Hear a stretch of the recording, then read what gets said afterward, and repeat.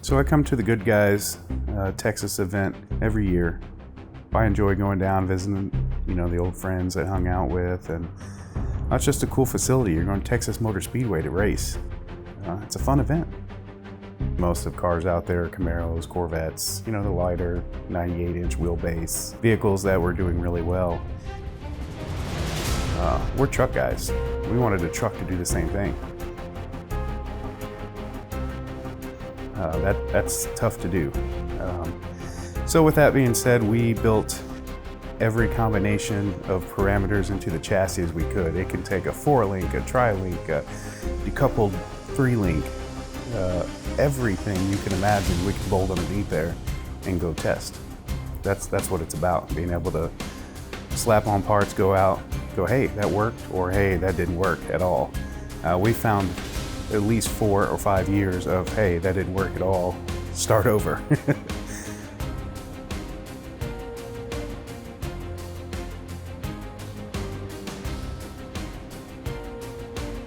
Once you think you found the combination, you go, all right, it liked this a lot, I'm gonna add a little more to it. Then you find, oh, well, maybe the sway bar now isn't sufficient. So now it's time to step up the sway bar. Oh, now we got the thing cornering even better, so now we're gonna have to upgrade springs and sway bars. Then once you find the limit of those, then your next limit is shock absorbers.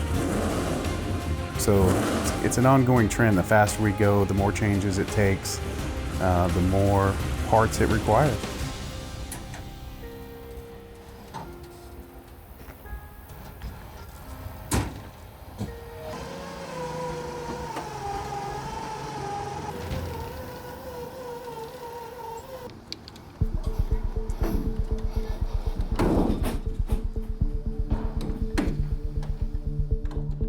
So going into Texas, we know all the big dogs like to show up there. So we knew, okay, let's hit it out of the gate hard, show them what we came to do, and hopefully we can do something good this weekend. The nice thing about going to the same track over and over is you've got some settings you can put back in there. So the first couple passes out, the truck was on fire. I knew right then and there that, hey, we got something here. Let's do some fine tuning here and there, tire pressures. Really all I had to do, and watch the other guys chase us. Typically the first day is not going to be your fastest runs. Could be close, but usually you can find some time in the afternoon as the sun comes out, warms the track up just enough. Again, that can also hurt you if it gets really hot outside, then you lose all your grip. So then you're fighting a slippery track. So usually first thing in the afternoon is when, right after lunch, okay, there's some rubber down, the track surface is clear. Here's where you got to put your best times in. So you might get 10 runs a day, but there's only 1 or 2 in prime conditions that really count. When you pull to the line on one of those right after lunch, here it is, it's time, you got to psych yourself up for it.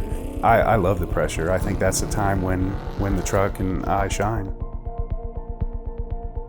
We ended up really good after day 1. Thought, all right, here we go. We're just gonna really push it now, concentrate on 1 or 2 corners. And there's times when you worry though, because now I'm getting to the point where I'm not really picking up tenths anymore. We're talking about hundreds. And those tenths aren't there to be had. And some people are finding tenths. You're not the only one out there trying to win this deal. They are too. And they're paying attention to every little thing you do. But by 2 o'clock in the afternoon, it's pretty much a done deal. If you're not there towards the top, then you don't have a shot. Running against the top competitors, that's the fun part to me. Being the fastest guy, I'm usually not him. I'm usually chasing that guy, but this weekend, I was the fastest.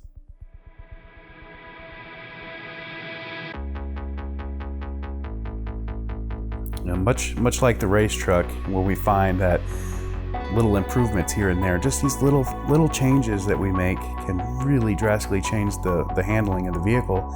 Very similar to the Impala. Every time that we make an adjustment to it, or I go for a ride and go, man, I think if it needs a little less rebound in the front, a little more compression. It's, very similar to in the race truck. You're looking for everything to be perfect. So, and on the street, it's more important to me because I have a whole lot more miles on the street than I do on the race course. So making that car ride perfect is definitely my end goal there. And that could be different for each person. You know, I want my car to ride good on the highway, on the back road, on a freaking rock road, if that's what you have. That's kind of the goal, and that's what we do, you know, here, pushing product and really trying to refine it, adding a new sway bar, you know, or adding a shock absorber, or a Delrin bushing, or a tall ball joint, or one of those little pieces really creates, you know, finishes the puzzle.